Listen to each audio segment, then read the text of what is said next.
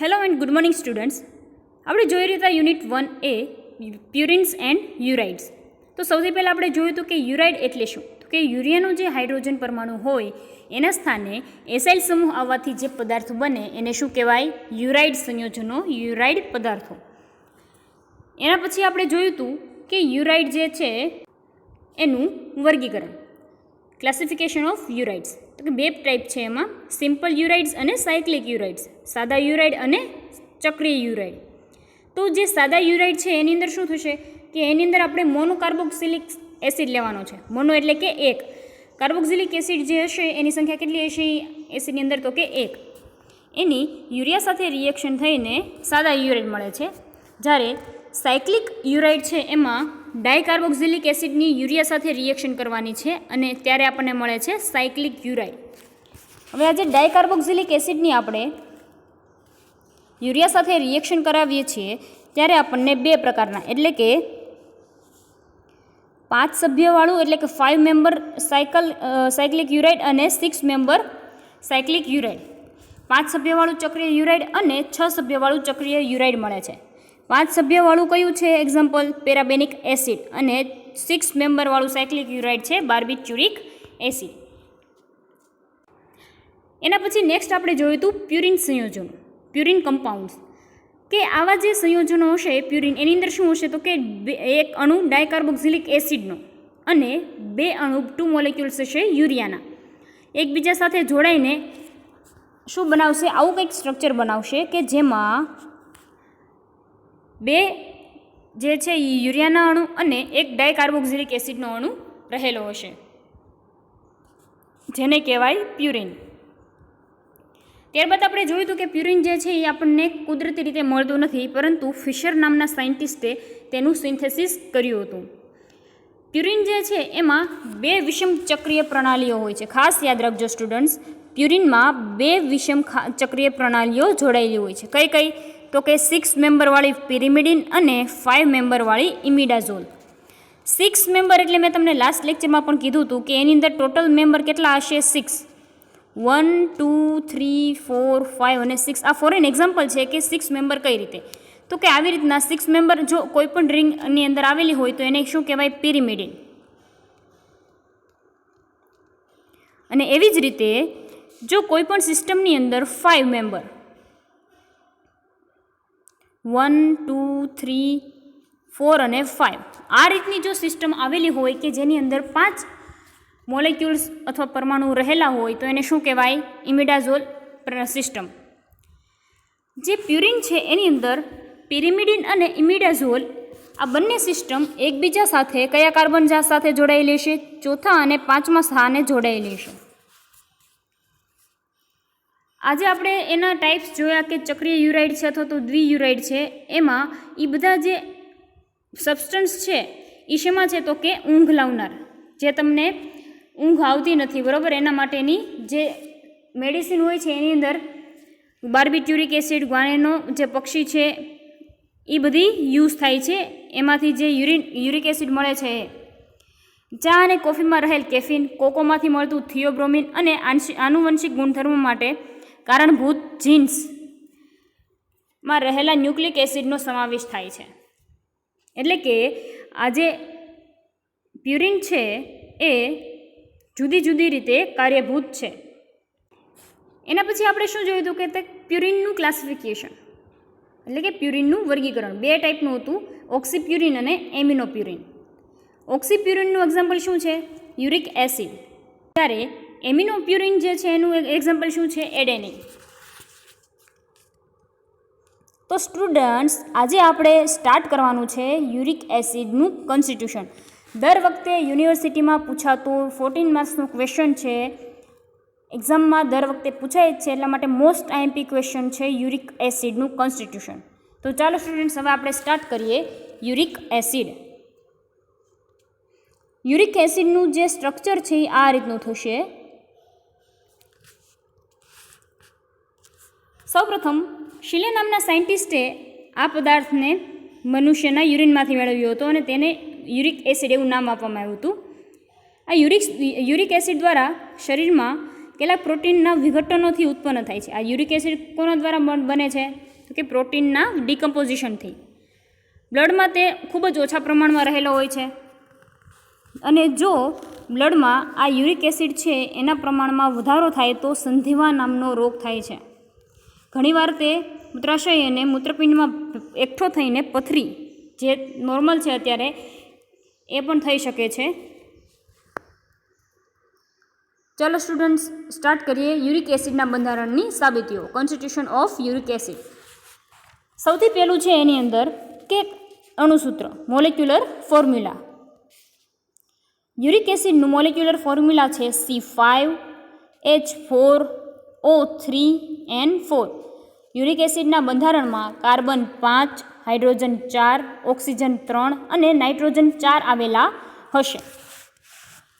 Uric એસિડનું second point છે, uric એસિડનું nitric acid વડે oxidation કરવાથી તેના એક અણુમાંથી એક અણુ એલોક્ઝાન અને એક અણુ યુરિયા મળે છે. યુરિક એસિડનું આ છે યુરિક એસિડ, બરાબર. યુરિક એસિડનું જ્યારે આપણે માઇલ્ડ ઓક્સિડેશન કરીએ છીએ, કોના દ્વારા કરીએ છીએ આપણે? નાઇટ્રિક એસિડ HNO3 વડે આપણે એનું ઓક્સિડેશન કરીએ છીએ તો આપણને એક અણુ મળે છે એલોક્ઝાન અને એક અણુ મળે છે આપણને યુરિયાનો, બરાબર. Mild oxidation of uric acid with nitric acid gives alloxan and urea. તો આ જે એલોક્ઝાન મળે છે, બરાબર, તો એનું હવે આપણે જોવાનું છે કે એલોક્ઝાન જે છે એનું આપણે આલ્કલી વડે હાઇડ્રોલિસિસ કરીએ તો તેના એક અણુમાંથી ફરી પાછું આપણને શું મળે છે? યુરિયા અને મેસોક્ઝેલિક એસિડ. એક અણુ યુરિયા અને મેસોક્ઝેલિક એસિડ. અહીંયા જે આપણને એલોક્ઝાન મળે છે, આ એલોક્ઝાનનું આપણે હાઇડ્રોલિસિસ કરવાનું છે. હાઇડ્રોલિસિસ કરીએ કોની હાજરીમાં?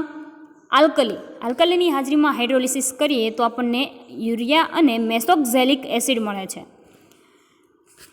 તો આ જે એલોક્ઝાન જે છે એ શું છે? તો કે મેસોક્ઝેલિક યુરિયા હોવો જોઈએ. શું કામ? તો કે એ જે મેસોક્ઝેલિક યુરિયા છે એ એલોક્ઝાનમાં આવેલો છે એટલા માટે, જે તેના સિન્થેસિસ દ્વારા આપણે સાબિત કરીશું. હવે જો અહીંયા ફરી એકવાર, આ છે એલોક્ઝાન. એલોક્ઝાનનું આપણે હાઇડ્રોલિસિસ કરવાનું છે. કોના વડે? આલ્કલી વડે. આલ્કલી વડે એનું હાઇડ્રોલિસિસ આપણે કરીએ તો આપણને મળે છે યુરિયા અને મેસોક્ઝેલિક એસિડ. હવે આ જે એલોક્ઝાન છે એનું આપણે હાઇડ્રોલિસિસ કર્યું ત્યારે આપણને યુરિયા અને મેસોક્ઝેલિક એસિડ મળ્યું. હવે આપણે આ યુરિયા અને મેસોક્ઝેલિક એસિડને એકબીજા સાથે રિએક્શન કરાવશું તો આપણને શું મળે છે? એલોક્ઝાન. તો અહીંયા આપણે સિન્થેસિસ જોઈએ કે યુરિયા અને મેસોક્ઝેલિક એસિડ જે છે એનું POCl3ની હાજરીમાં આપણે રિએક્શન કરાવીએ તો શું મળે? મેસોક્ઝેલિક એસિડ. POCl3 એટલે કે ફોસ્ફોરિક એસિડ. મેસોક્ઝેલિક એસિડ અને યુરિયાની ફોસ્ફોરિક એસિડ સાથે એની હાજરીમાં રિએક્શન કરાવીએ તો આપણને મળે મેસોક્ઝેલિક યુરિયા. એટલે આ જે મેસોક્ઝેલિક યુરિયા છે એ શું છે? એલોક્ઝાન, બરાબર. તેથી યુરિક એસિડના બંધારણમાં એલોક્ઝાન જેવું 6 સભ્યવાળું પિરિમિડિન ચક્ર આવેલું હોવું જોઈએ. હવે આ 6 સભ્યવાળું પિરિમિડિન ચક્ર આવેલું હોવું જોઈએ કોના ઉપરથી પ્રૂવ થાય છે? પહેલેથી ધ્યાન રાખજો સ્ટુડન્ટ્સ. સૌથી પહેલાં આપણે શું કરવાનું છે? બીજો પોઈન્ટ શું છે? તો કે યુરિક એસિડનું આપણે નાઇટ્રિક એસિડ વડે ઓક્સિડેશન કરીએ છીએ. ઓક્સિડેશન કરીએ એટલે શું મળે? એલોક્ઝાન અને યુરિયા. હવે આ જે એલોક્ઝાન મળે છે એનું આપણે શું કરવાનું છે? હાઇડ્રોલિસિસ. કોની હાજરીમાં કરવાનું છે? આલ્કલીની હાજરીમાં. આલ્કલીની હાજરીમાં તેનું હાઇડ્રોલિસિસ કરીએ એટલે 1 mole of urea and 1 mole of mesoxalic acid મળે છે, બરાબર. હવે આવું ક્યારે મળશે આપણને? તો કે જ્યારે એલોક્ઝાન જે છે એ યુરિયા અને મેસોક્ઝેલિક એસિડથી બનેલો હોવો જોઈએ. એટલે શું થશે કે યુરિયા જે છે એ શું છે? મેસોક્ઝેલિક યુરિયા. હવે આ મેસોક્ઝેલિક યુરિયા કઈ રીતે બનશે? તો કે આ જે છે યુરિયાનો હાઇડ્રોજન, બરાબર, એની જગ્યાએ એસાઇલ ગ્રુપ મેસોક્ઝેલિક એસિડમાંથી એસાઇલ ગ્રુપ આવશે અને એની સાથે જોડાઈને શું બનાવશે? મેસોક્ઝેલિક યુરિયા. એટલા માટે આપણે અહીંયા એલોક્ઝાન જે છે એનું સિન્થેસિસ પણ જોયું છે કે યુરિયા અને મેસોક્ઝેલિક એસિડની ફોસ્ફોરિક એસિડની હાજરીમાં એકબીજા સાથે રિએક્શન કરાવીએ તો શું મળે? મેસોક્ઝેલિક યુરિયા. કેટલા મેમ્બરવાળી આ રિંગ છે? 1 2 3 4 5 અને 6. તો આના ઉપરથી એવું પ્રૂફ થાય કે યુરિક એસિડના બંધારણમાં એલોક્ઝાન જેવું 6 મેમ્બરવાળું પિરિમિડિન સાયકલ હોવું જોઈએ. સૌથી પહેલો પોઈન્ટ હતો કે યુરિક એસિડની molecular formula C5H4O3N4. Second point હતો કે યુરિક એસિડનું આપણે ઓક્સિડેશન કરવાનું છે નાઇટ્રિક એસિડની હાજરીમાં. તો આપણને શું મળે? એલોક્ઝાન અને યુરિયા. એ જે એલોક્ઝાન મળે છે એની આપણે હાઇડ્રોલિસિસ કરવાનું છે, એટલે આપણને મળે યુરિયા અને મેસોક્ઝેલિક એસિડ. આ જે મેસોક્ઝેલિક એસિડ જે છે એ યુરિયાના હાઇડ્રોજન સાથે રિપ્લેસ થશે અને શું બનાવશે? મેસોક્ઝેલિક યુરિયા, જે આપણે સિન્થેસિસ ઉપરથી કરી શકીએ છીએ પ્રૂવ. યુરિયા અને મેસોક્ઝેલિક એસિડને એકબીજા સાથે રિએક્શન થઈને મેસોક્ઝેલિક યુરિયા બનાવે છે. આના ઉપરથી પ્રૂવ થશે કે યુરિક એસિડના બંધારણમાં એલોક્ઝાન જેવું 6 સભ્યવાળું પિરિમિડિન ચક્ર આવેલું હોવું જોઈએ. નેક્સ્ટ પોઈન્ટ છે યુરિક એસિડનું એસિડિક કેમેનોફોર વડે ઓક્સિડેશન કરતાં તેના એક અણુમાંથી એક અણુ પેરાબેનિક એસિડ, યુરિયા અને CO2 એટલે કે કાર્બન ડાયોક્સાઇડનો મળે છે.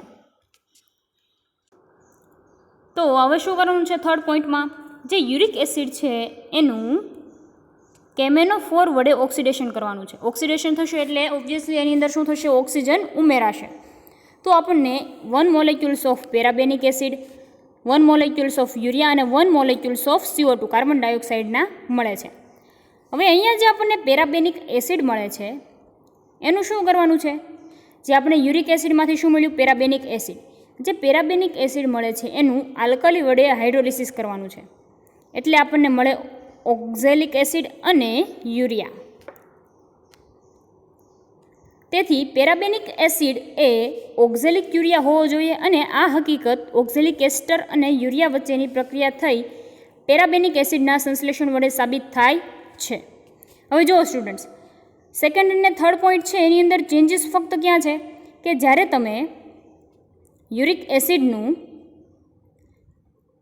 HNO3 વડે ઓક્સિડેશન કરો છો ત્યારે તમને એલોક્ઝાન મળે છે, અને થર્ડ પોઈન્ટમાં છે કે જ્યારે તમે યુરિક એસિડનું એસિડિક કેમેનોફોર વડે ઓક્સિડેશન કરો છો ત્યારે પેરાબેનિક એસિડ મળે છે.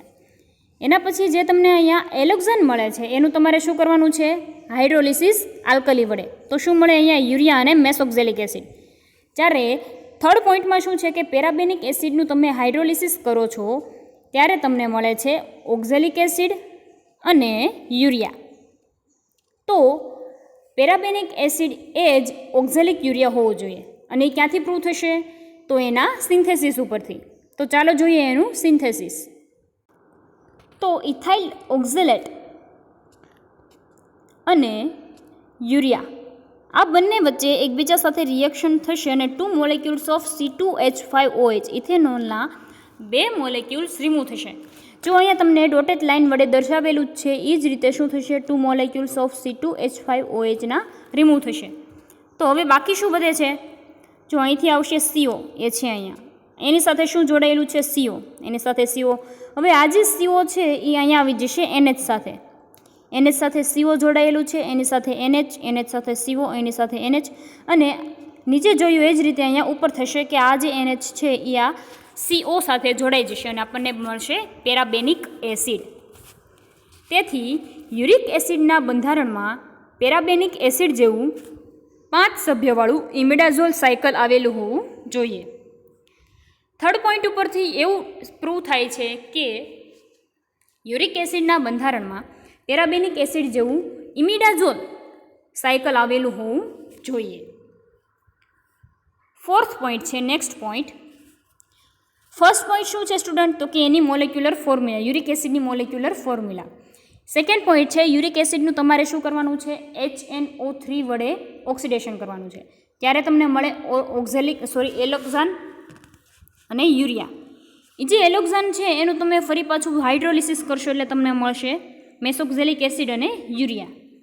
તો એના ઉપરથી એવું સાબિત થાય કે યુરિક એસિડમાં 6 મેમ્બરવાળું પિરિમિડિન સાયકલ આવેલું છે. થર્ડ પોઈન્ટ શું હતો તો કે યુરિક એસિડને એસિડિક કેમેનોફોર વડે હાઇડ્રોલિસિસ કરવાનું છે, ઓક્સિડેશન કરવાનું છે. એસિડિક કેમેનોફોર વડે ઓક્સિડેશન કરવું એટલે તમને મળે પેરાબેનિક એસિડ અને યુરિયા. અને આ જે પેરાબેનિક એસિડ છે એનું સિન્થેસિસ આપણે અહીંયા જોયું, ઇથાઇલ ઓક્ઝેલેટ અને યુરિયા એકબીજા સાથે રિએક્શન કરીને પેરાબેનિક એસિડ બનાવે છે. તો અહીંયા આ જે પેરાબેનિક એસિડ છે એની અંદર ટોટલ કેટલા મેમ્બર છે? 1, 2, 3, 4 અને 5.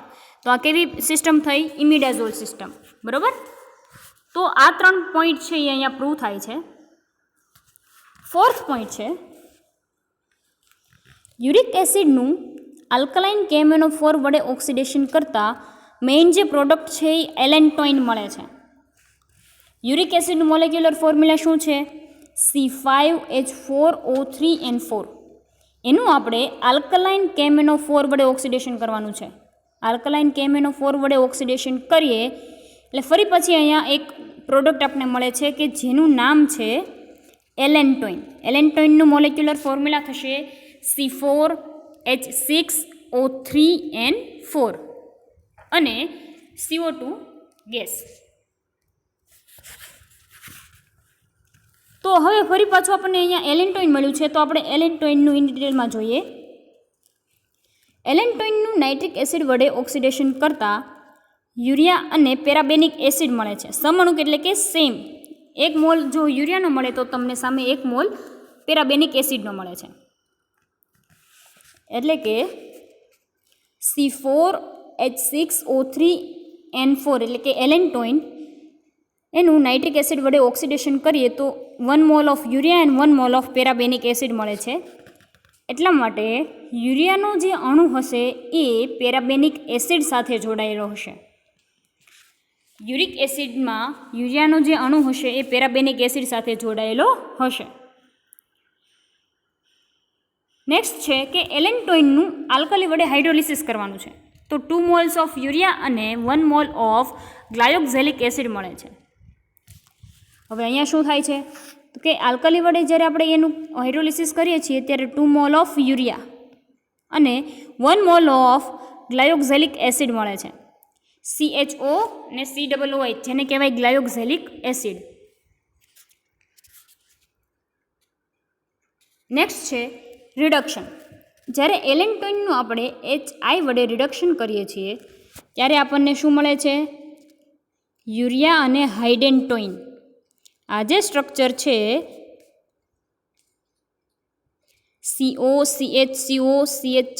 NHCH2 એને કહેવાય હાઇડેન્ટોઇન. એટલા માટે આ બધા પોઈન્ટ્સ ઉપરથી શું પ્રૂવ થશે કે જે પેરાબેનિક એસિડનો અણુ છે એ યુરિયા સાથે જોડાયેલો હશે. હવે પેરાબેનિક એસિડનો અણુ એની અંદર પ્રેઝન્ટ છે એ ક્યાંથી નક્કી થયું તો કે પોઈન્ટ નંબર 3 ઉપરથી, કે જ્યારે આપણે યુરિક એસિડનું એસિડિક કેમેનોફોર વડે ઓક્સિડેશન કરીએ છીએ ત્યારે આપણને પેરાબેનિક એસિડ અને યુરિયા મળે છે. એના પછીનો ફોર્થ પોઈન્ટ આપણે જોયું કે જ્યારે યુરિક એસિડનું આપણે આલ્કલાઇન કેમેનોફોર વડે ઓક્સિડેશન કરીએ ત્યારે એલેન્ટોઇન મળે છે.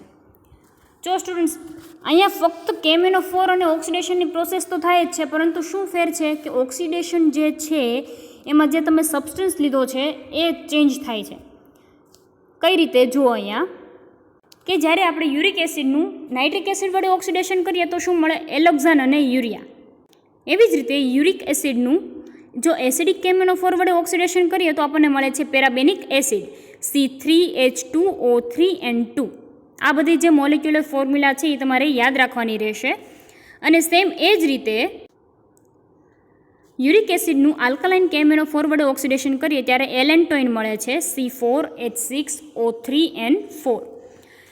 જે પ્રોડક્ટ તમને મળે છે એલોક્ઝાન, પેરાબેનિક એસિડ અને એલેન્ટોઇન, એનું ફર્ધર તમારે શું કરવાનું છે? હાઇડ્રોલિસિસ કરવાનું છે. હાઇડ્રોલિસિસ કરો એટલે તમને એ જે એલોક્ઝાન છે તો તમને મેસોક્ઝેલિક એસિડ અને યુરિયા મળે છે. પેરાબેનિક એસિડમાંથી તમે એનું હાઇડ્રોલિસિસ કરો તો તમને ઓક્ઝેલિક એસિડ અને યુરિયા મળે છે. જ્યારે આલ્કલાઇન કેમેનોફોર વડે જે તમને એલેન્ટોઇન મળ્યું છે એનું તમે હાઇડ્રોલિસિસ કરો તો તમને ગ્લાયોક્ઝેલિક એસિડ અને 2 મોલ્સ ઓફ યુરિયાના મળે છે.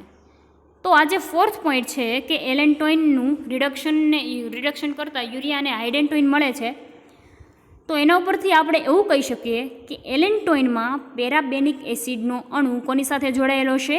યુરિયા સાથે. તેથી એલેન્ટોઇન એ પેરાબેનિક એસિડ તથા યુરિયાના જોડાણથી બનેલો હશે.